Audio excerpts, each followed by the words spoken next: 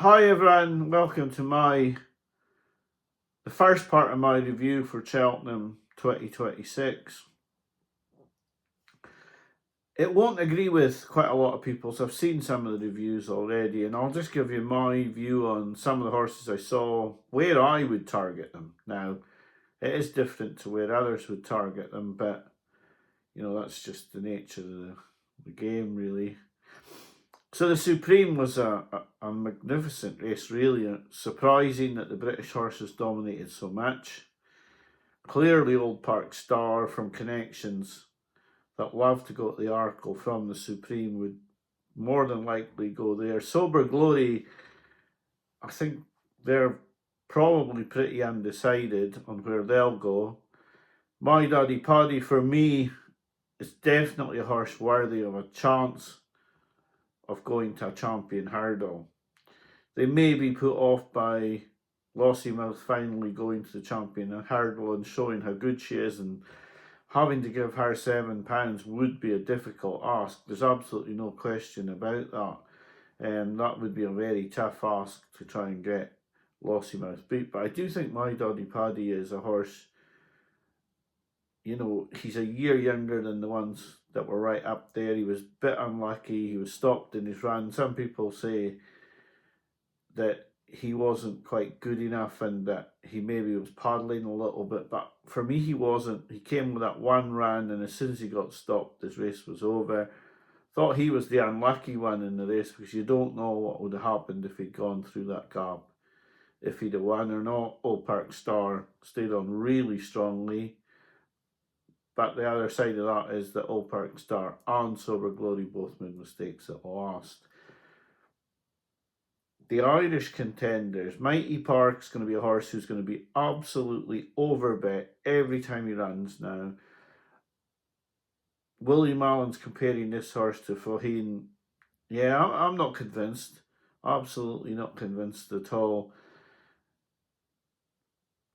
This horse, when it should be evens, will be 1 to 2, 1 to 3. And yeah, we'll just see how good he is. But for me, I wouldn't be backing him anytime soon. Similar with El Kairos, maybe he needed softer ground. The one I would look up backing again is Talk the Talk. He just ran too bad to be true, considering how well King Roscoe Gray ran the next day. I just think he didn't run his race in this. But I think out of the race, My Daddy Paddy surprised me the most in this race, and I'd take him to build into a champion hurdle horse, I would think. No surprises to say that I think Copic de Board was the best horse in the Arkle. Should develop into a champion chaser. For me, definitely would have won if he jumped the last better. Lamba was difficult to evaluate. Cargesi is what she is, and she's done really well to win. I don't think I would back her for a champion chase. It does leave Willie Mullins with a multitude of horses for the champion chase next season. Lamba, people talking Ryanire, I don't know, he needs to jump better than he does. His jumping's cost him here. I don't know if getting him right up with pace was the right thing to do. They were clearly worried that he would get outpaced, especially with his jumping being scruffy. But I think it was costly, his mistake at second last. For me, the one to take out of it for me was Copic de Board. I'd say Jacques Jr. and Steel Alley are handicappers, and maybe Jacques Jr. is still reasonably well handicapped. I loved Saratoga in Fred Winter, and I am surprised that this horse hasn't got, big odds quotes for the champion hurdle. I thought he was fantastic. I see people saying that Winston Jr. didn't get a very good ride into second, but yeah, I took Saratoga out of this race. I think he was the winner everywhere, and I think he's a lot better than he's been given credit for, just because he's been well handicapped here. I think he could be very, very good going forward. The other one I took out the race was the Mighty Celt. Obviously, I was watching that horse quite closely during the race, and I think he ran quite well as well. The Ultima, Johnny Who was a good winner. He looked the winner to me most of the way, actually. Maybe I'm watching it with hindsight now, but yeah, it was fairly obvious, wasn't it, when you look at the Kim Muir run and then you see this and the way he travelled in the race. I thought he was really good. Would I back Jaguar for a national on the back of this? He's gone up £5 more. He finished like a train. He just throws in the odd bad jump. Now that may be negated in the national where the fences are not as bad as they used to be. But he's very short for the national. I think I could leave him alone. The champion hurdle. Well, this should have been Lossie's third champion hurdle, but it is only her first. The excuse rolled out was that she was better at 2.5. The excuse rolled out was that Stateman was better than her, giving her £7. For me, the excuse being rolled out all the time was just to give Townend more winners, Mallins more winners, and Rich Ritchie a winner at the festival. A lot of people lauding Rich Ritchie for his decision to go for this race. I think the race was so poor that he had to go for the race. I'm not a Rich Ritchie fan. I remember Barclays Bank and Bet Bright better than most people who think he's good for the game can think he's good for the game. Lossiemouth is a fantastic horse who I've loved since the first race she ran. And for me, she would have beaten Stateman when he beat Irish Point, and she would have definitely won last year's champion hurdle. They've eventually got it right and got her in the right race. She could go on to win another 2 champion hurdles. She loves Cheltenham, and Cheltenham is her playground. The ground probably came in her favour. Brighter Days Ahead ran a reasonable race in second. The New Lion, I got scoffed at for saying the New Lion should have been in the Stayers hurdle. Everyone said, oh, he's a champion hurdler. He's not a champion hurdler. He's not even close to a champion hurdler. He was completely outpaced. He ran on reasonably well to, sort of be a close-up third to the second, but he wasn't in the same league as these horses. I know he was giving the mares £7, but he's a Stayers hurdle or a 2 mile 4 horse. He's not even close to a champion hurdle. And my daddy Paddy will kick him out of the way next season if they both remain over hurdles. He should be in the Stayers hurdle, whether Skelton. This is where I really struggle with these trainers. Everyone tells me that Skelton is a wonder trainer, and I had Madara, and Supremely West won really well, but he's a champion trainer. And he's trying to make a Stayers hurdle horse into a champion hurdler. It's beyond belief for me. But Lossiemouth was by far the best horse in this race. Madara, well, she was the winner for the videos. It was clearly obvious what they were doing. I mean, a lot of people should be able to, that run at Kempton was a joke. An absolute joke. And it was obvious at 12-1 that I had to put it up as a bet. And to be honest, I'm still kicking myself over Supremely West because I backed this horse to put on the video and then never put the bet up. I thought Will the Wise ran really, really well in this race in second. He made a couple of mistakes down the back. He would have been closer, but he'd have never beaten Madara. He could be a horse for the top him at 14-1. Saw Cromwell interviewed and he said this was maybe his best chance. Now he's a William Hill ambassador, so that makes me worry. But yeah, I do think that Will the Wise is possibly better off at the weights if he could jump a little bit better in the top and 14-1 each way. I thought he ran really well on the plate. He had no chance with Madara. Zurich ran well in the race as well, but I think Will the Wise was the one to take out of it. Madara's gone up £10. Could still win the top him off that because he had a lot in hand.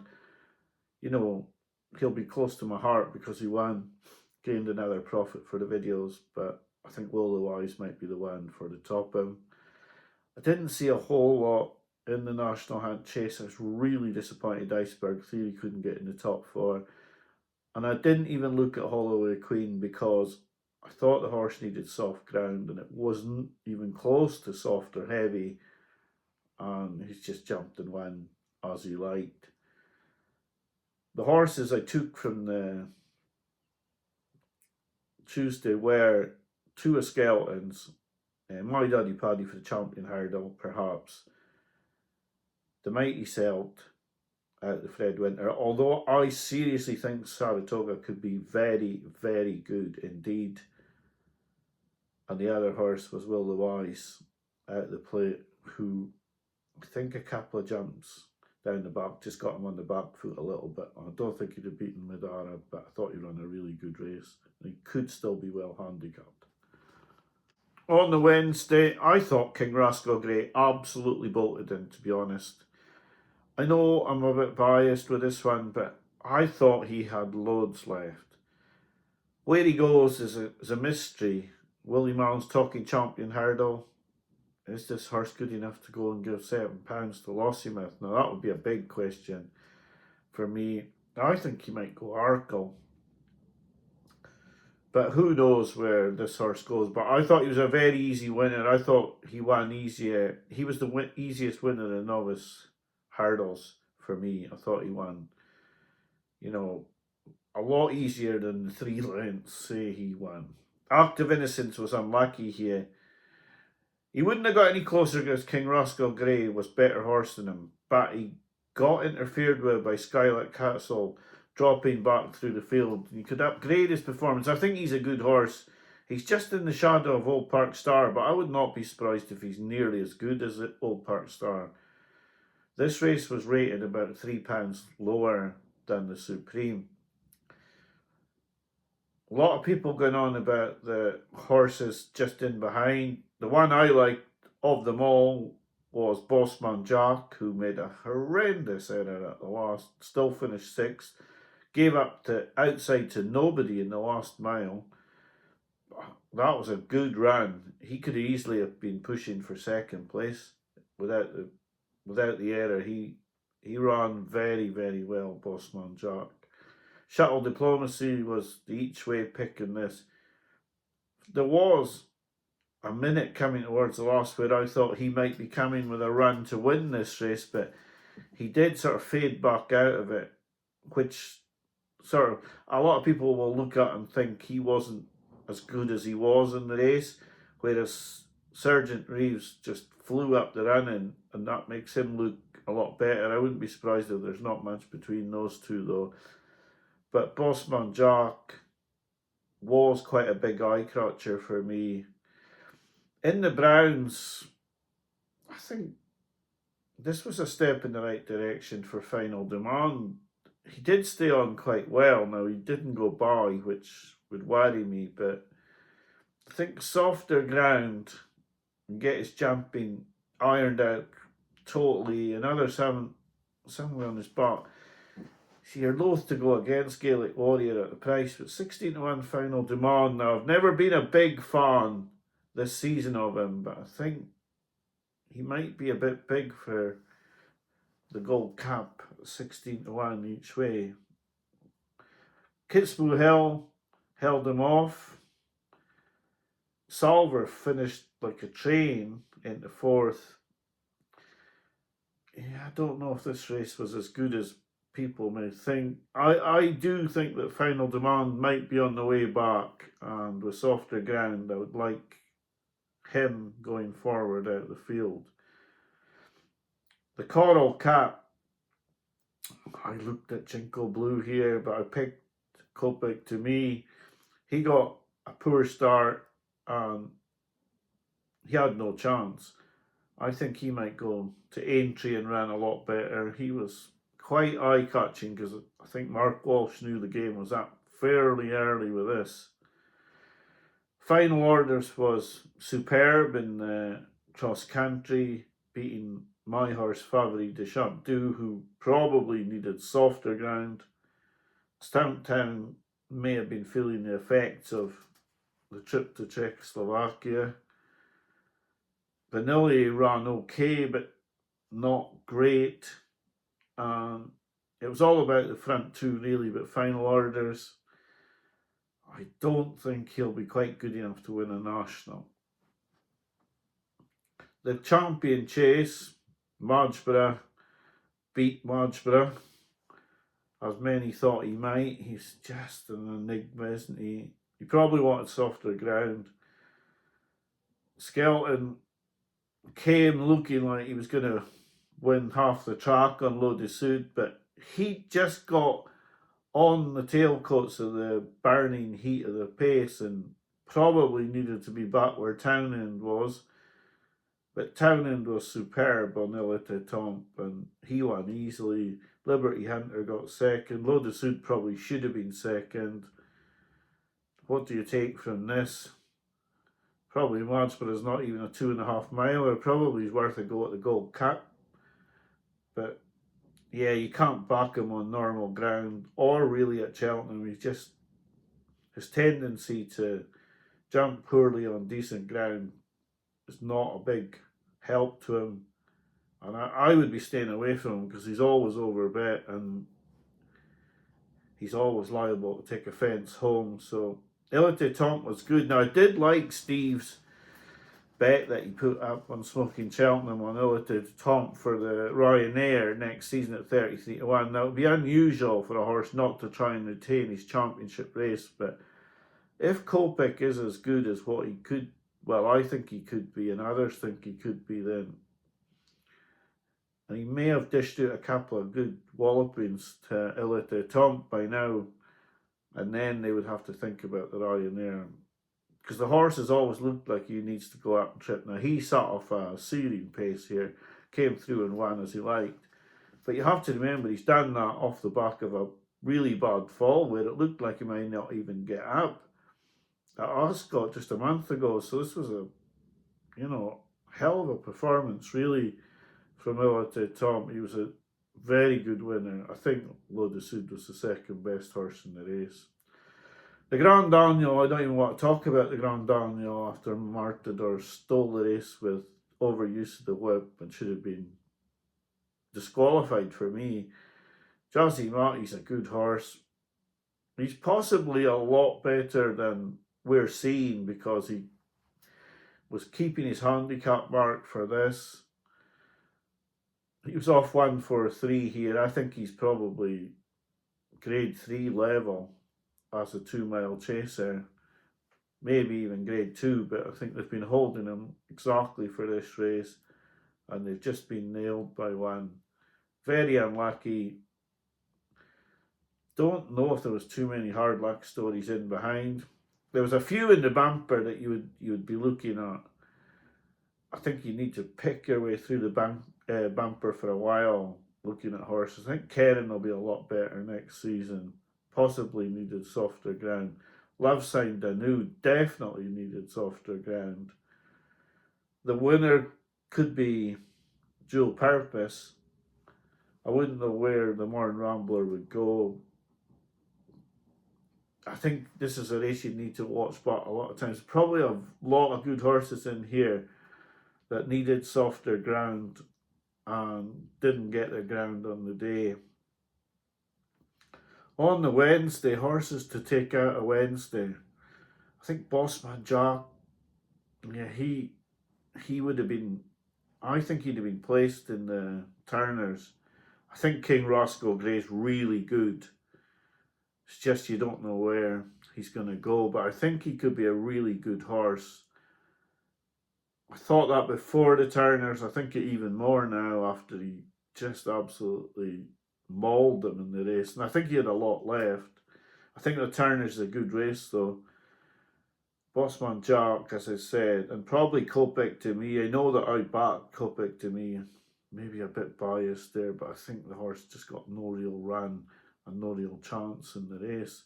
So that's my analysis of day 1 and day 2 completed, and I'll do day 3 and day 4 perhaps sometime next week or next weekend. It was two of the most amazing days for me at the track, with a great start, Old Park start.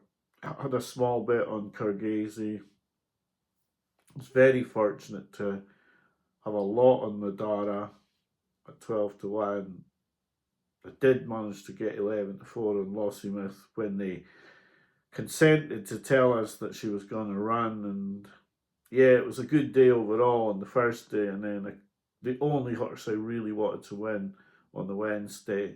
Obviously, I would like to have backed all the winners, but clearly would have liked Favori de Champdou and Jazzy Matty to win, or Klopik to me. But the one who had all my money on, or a big portion of my money on, was King Roscoe Grey, and it was all on to win as well, not each way. So yeah, can't complain with the first 2 days. Now the second 2 days did not go as well. I have analysed them and they'll be on a separate video, but yeah, the first 2 days, it can always be better, but it couldn't have been much better. And yeah, enjoyed them both greatly. Okay, thanks for watching this video. I'll be back to you with my review of days 3 and day 4 in the next video. So thanks for your time, and bye for now.